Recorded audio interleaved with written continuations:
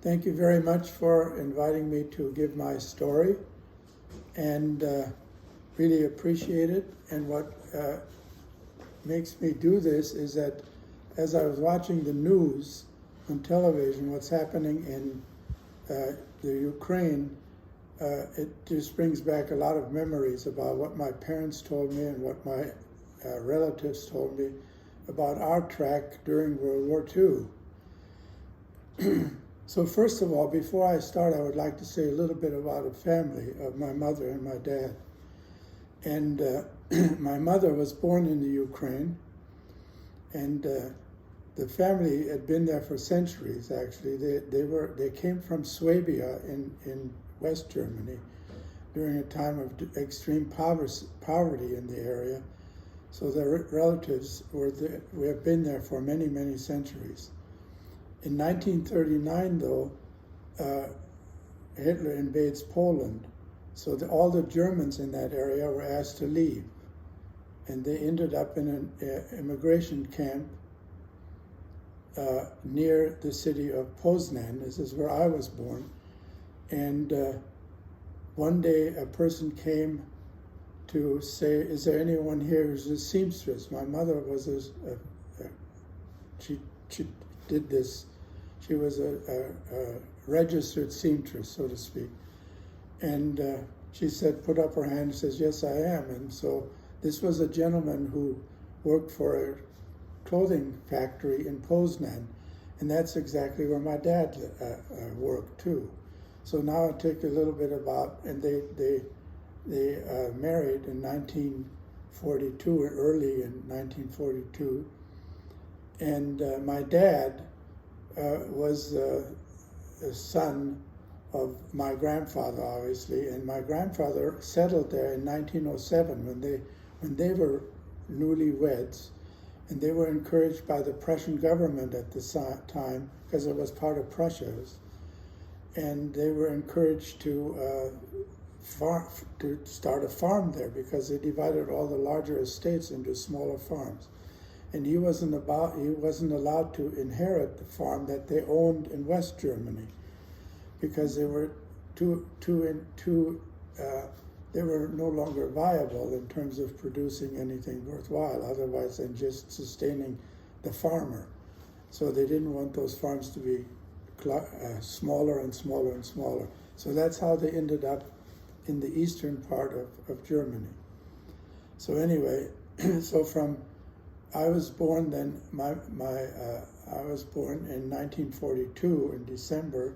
As I said, my parents married early in December, in January, and so they lived a relatively.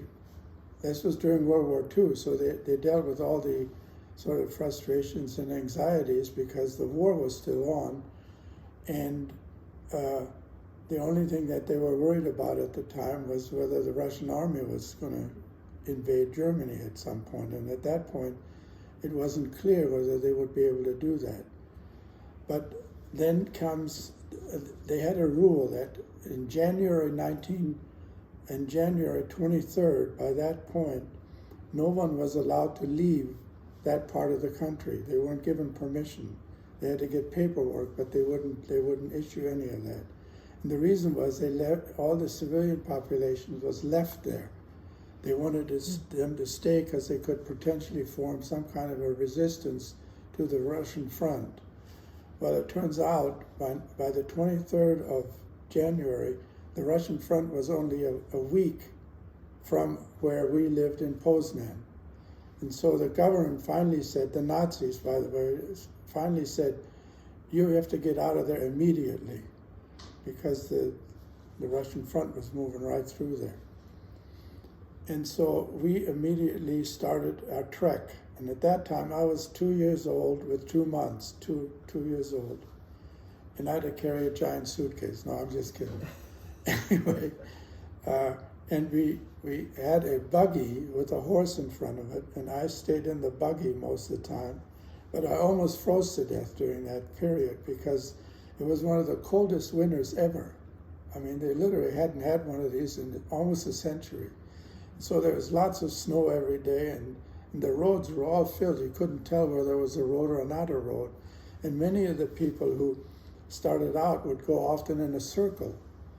And by the next day, they suddenly realized they were where they started from. And so this happened to a lot of people. We didn't get caught into that.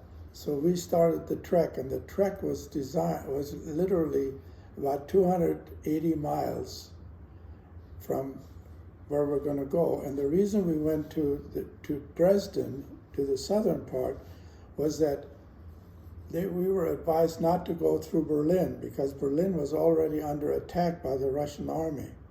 So, but my dad had been transferred there in 1944, so he was in Berlin when we were suddenly asked to leave going west. Does that make sense so far? Anyway, what happened was the trek was really places where we would stop. We would, for instance, have to stop at night, and then we would end up in a farmer's barn, because it was full of hay and stuff like that. Or sometimes we would end up literally in a farmhouse, and they would help us with food a little bit and all of that kind of stuff. Or there were also a lot of cities that were bombed during the period. And what would happen is that the British Air Force, as well as the US Air Force, they sent bombers into the region, and they practiced literally during that period. Not only practice, but they were also trying to defend that part so that the Russians would have an easier attack to get to Berlin. And so every evening from 2 to about 4 o'clock at night, that's when they threw flames, down on cities to identify where they would bomb places. And so it was really, we would go through towns, and then we would hide in cellars. And there would be 100 people down in a cellar sometimes, or more. And then the next morning, my mother would say, she said often, we would get out, and we looked around, and everything was bombed out, except the work building we were in. Luck. So one day, my mother looks around, and I'm gone, like your 3-year-old running around everywhere. And I was running one flight up, and I saw those flames, and I kept yelling, Licht, Licht, which means light, light. And my mother grabbed me, told me to get the heck back downstairs into the basement. So things like that my mother she was the only one. So she had to take care of me, of course. And of course, always give her credit for saving my life. Mm-hmm. And as I said, I was frozen literally all the way up to my legs here. And as I said, I almost froze to death. And anyway, I didn't obviously die. So anyway, the next step is we get to Dresden. And Dresden was, and the Allies had already practiced that. And so the firebombing of Dresden occurred from February 13 to February 15 of 1945 now. Mm-hmm. And so now we are, we get to Dresden about 2 days before that. And we get to the railroad station. This was one of the meeting points of, millions of refugees coming out of Silesia, coming out of Pomerania. They would all come to these meeting places. Berlin used to be one, and then there was one on the Baltic Sea too. And railroad stations were an absolute disaster. It was total chaos. So everybody came in there.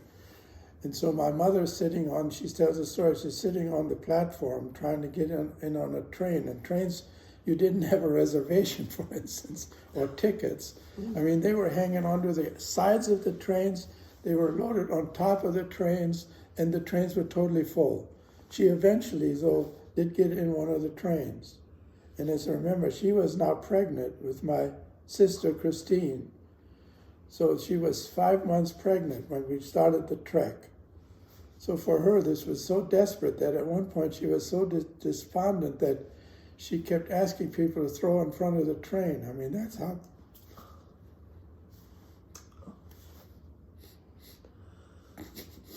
Sorry.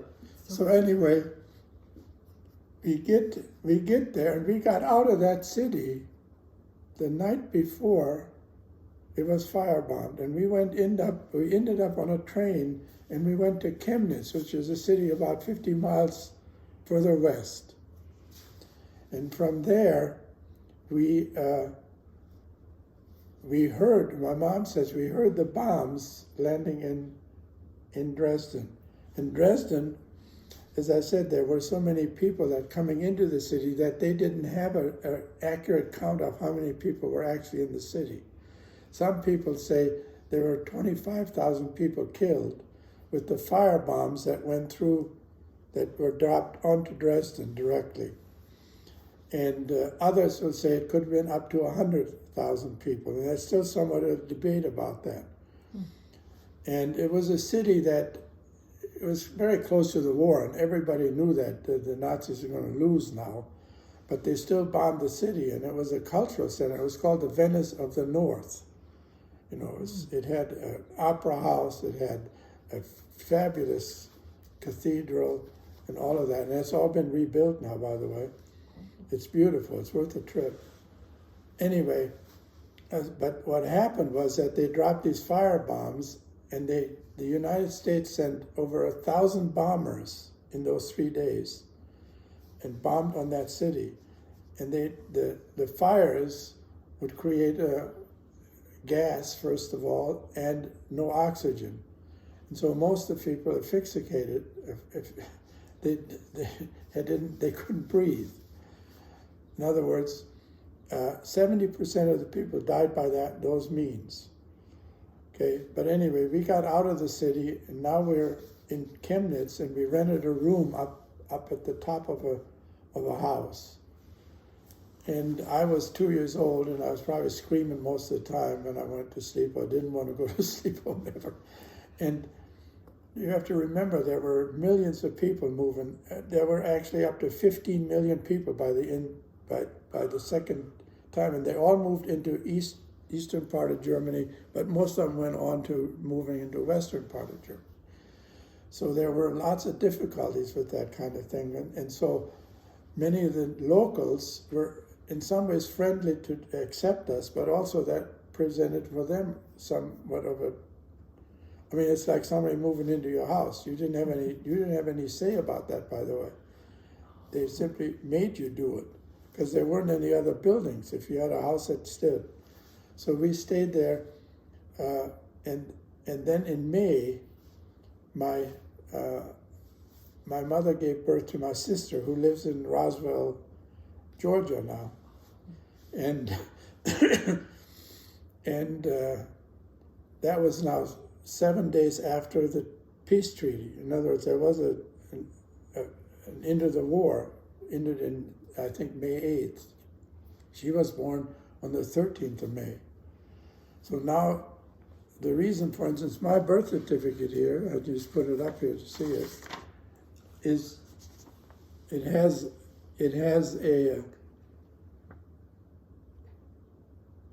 do you see down here, it has a swastika on it on the bottom? Well, the reason that is because at that point, Hitler had occupied Poland, so they claimed that was German again. And my sister's birth certificate like this was after the war, so it was by the local, a report that your birth certificate was stamped on. So it didn't have the swastika on it. I'm just a little Nazi guy, that's all.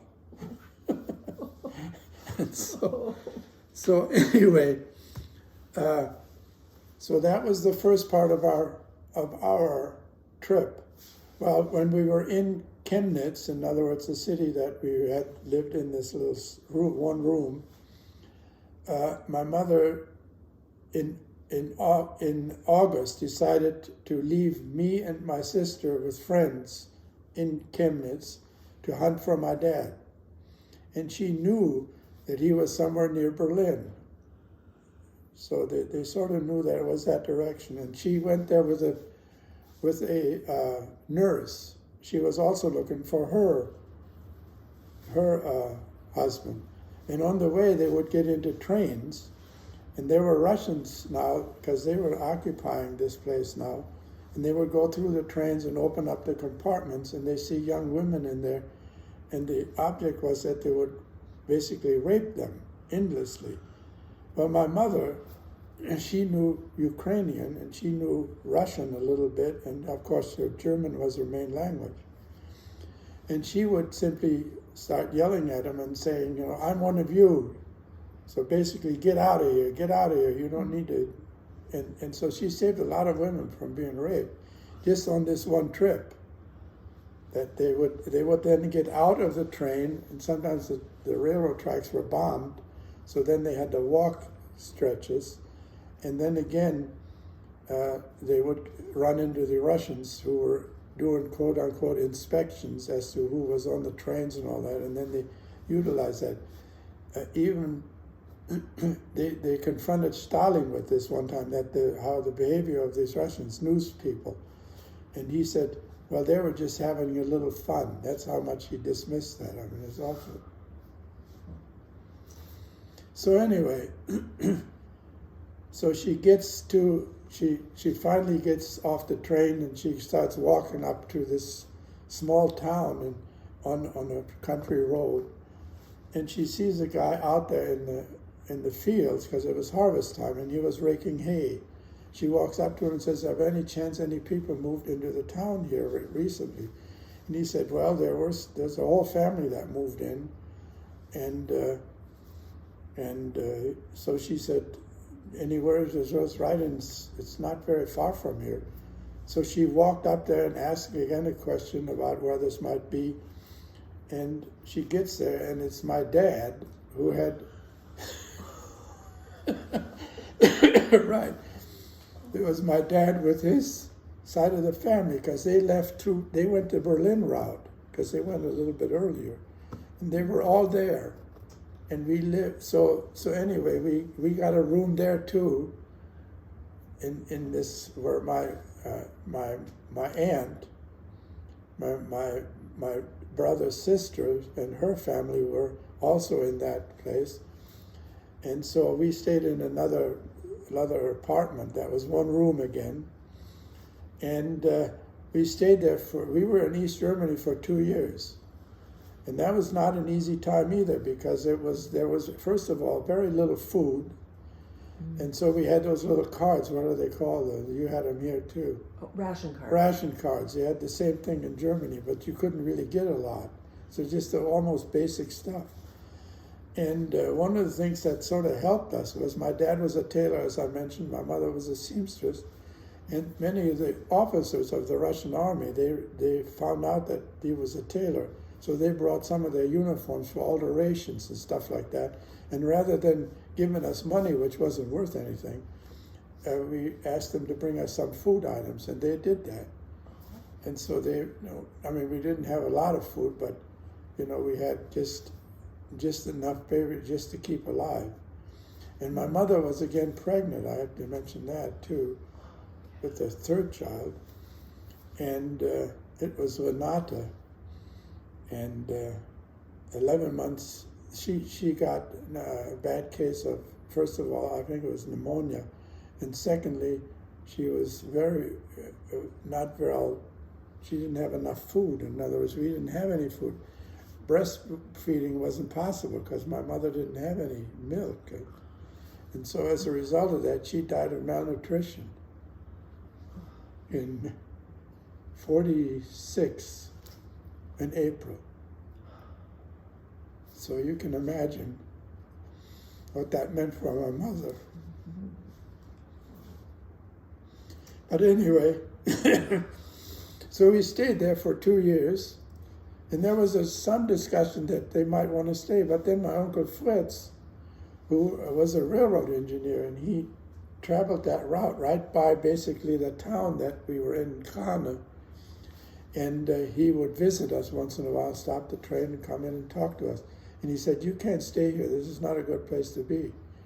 So what he did is he loaded some of the furniture we had, which wasn't much, and then we got on the train, but we couldn't go across the border on the train, so he let us out about, well, I would say 7 miles in front of the border. And the border wasn't like it was later, but there were posts there, Russian soldiers, but they were separated. And so we tried once and it didn't work. And the second time, I was on my dad's bicycle, and my mom had my sister, Christine, on her bicycle. And then this is 1947 now, we basically got on the bicycles and traveled across the border. And as we get to the next town, which was also one of those, had a railroad station, I think it was Hanover, and they separated. They suddenly didn't know who was where. So they hunted around for a couple hours and then did find each other.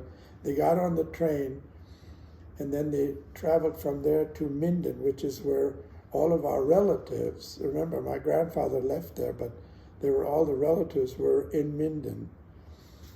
And so we came there, and we stayed at my grandmother's brother's house. My grandmother lived downstairs in a room in that house, and we, for about 2 months, stayed up in an attic with hay. And then we would come down and eat breakfast at my grandmother's house. Then finally, we get a room in another large farmhouse that wasn't used by the farmer. And there were four different families in that one house.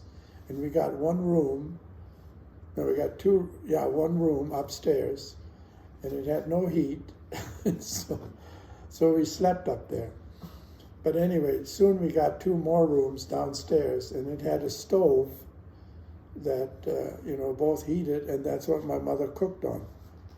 So that was that period of time, and we finally ended up, in 1947, we ended up in West Germany. And even there, things weren't, quite the way you think. I mean, we had also cards, the ration cards there, but we lived in a small town, so we could go get milk from the farmer, and we could get bread from the baker and all of that kind of stuff. So we lived there till 1956. Well, my mother's aunt, my mother's sister, had immigrated to the United States in 1952. And my mother was determined that she would follow her. So we applied for one time, and we were rejected. And this partly, did I mention my dad had a leg amputated? Cool. There was a phone call. Had a leg amputated. His foot was literally crushed in a farm accident when he was 10 years old. And we think that due to that, they rejected us because they felt maybe it would be a burden on he wouldn't be able to work and all of that kind of stuff. But suddenly in 1956, we get another letter saying, "You can come, you've been sponsored by the First Lutheran Church in Des Moines, Iowa." We didn't know what the hell Des Moines, Iowa meant or where it was. We decided it must be the vacation capital of the United States.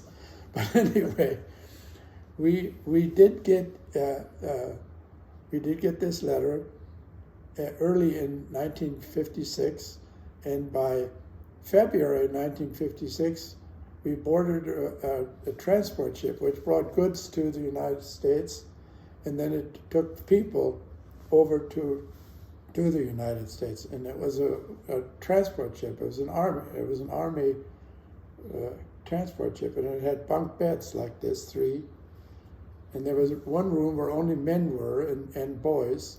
Another room down somewhere further away was women, for only women and children, girls. And it was a terrible, this was in February, and everything happened in February for some reason. and we got on the ship and waved goodbye to our relatives who came and saw us off. And then we had high sea literally every day. Every day we were on the ship. And it was high waves like this, and my dad was out of the 11 days, and we were on the ocean for 11 days.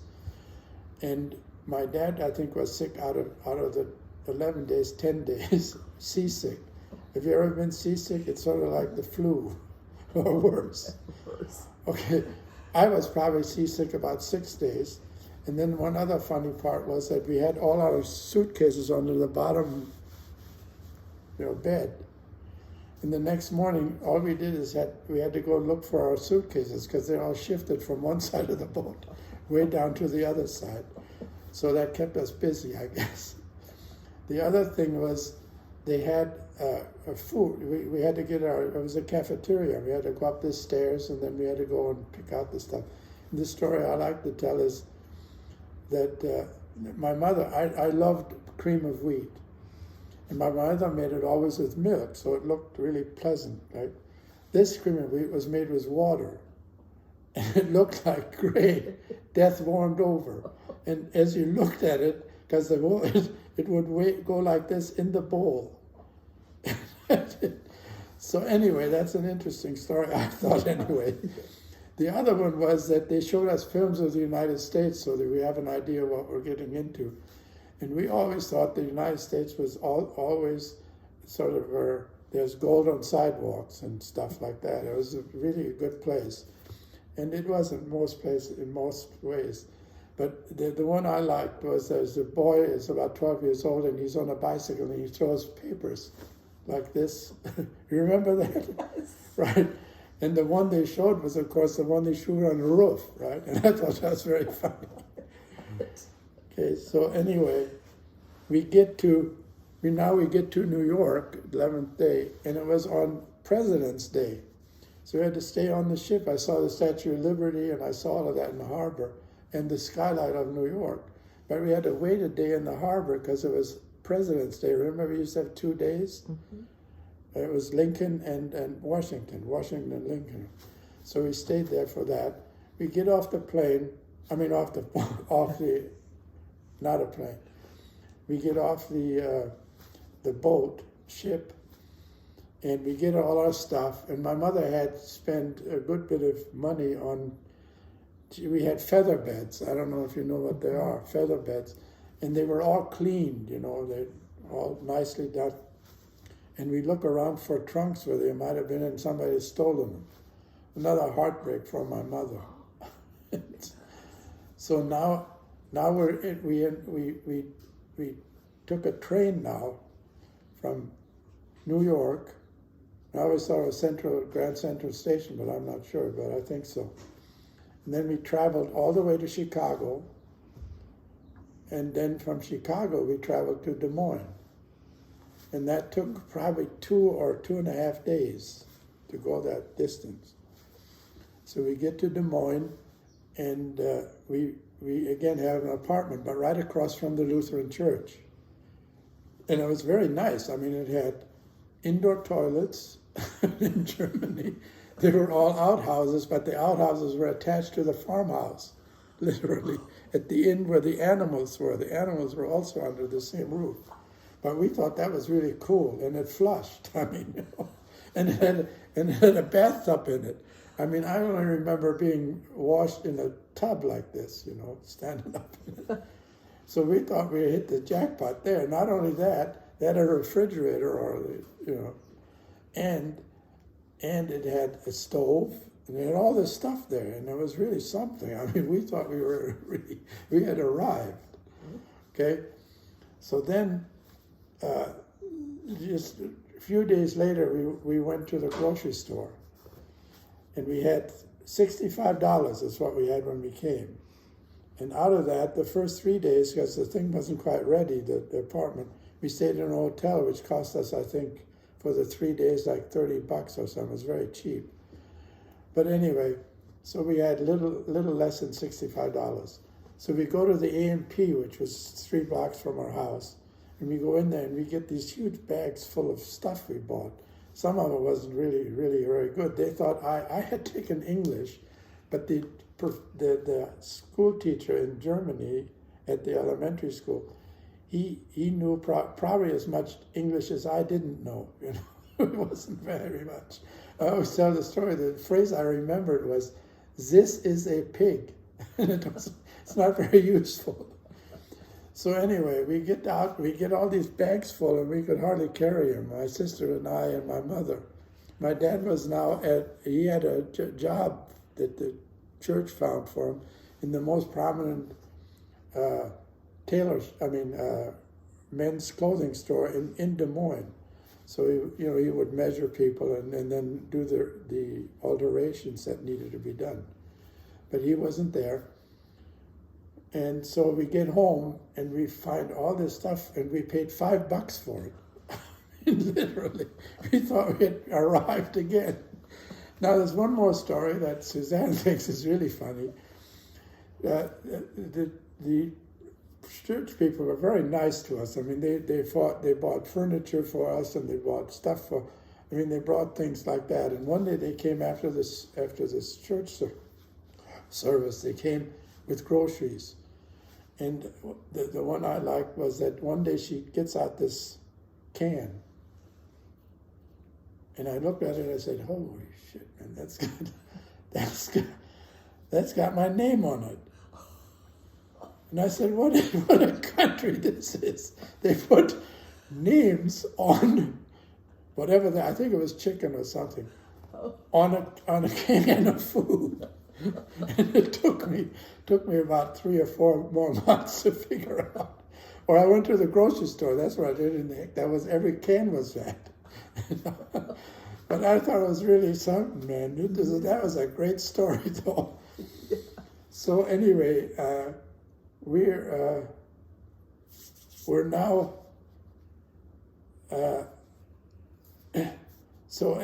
Anyway, that's the main part of the story that I think I told now pretty prominently. And if you have any questions, let me know. And I want to say one other thing. Can you show the map? Oh yeah. This is the map of the tracks. Okay, and then show it over here. Down. There you go.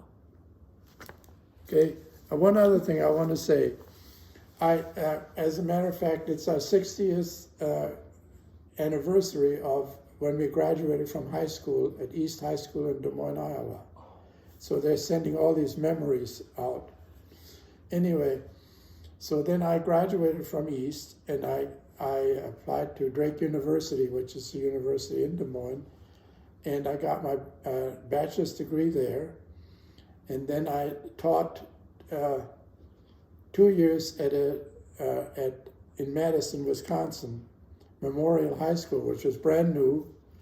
And so, but after that, I decided to get a master's degree at the University of Wisconsin. And I was accepted. And I only wanted to get a master's degree. But one of the professors said to me, "Well, you can do this. You should stay for a PhD." So that's what I got. In 1972, I got a PhD, and the rest is history. And that's my story. What a story. That's great. Is it good? Yeah, it's great. Okay. Thank you very much. Sure.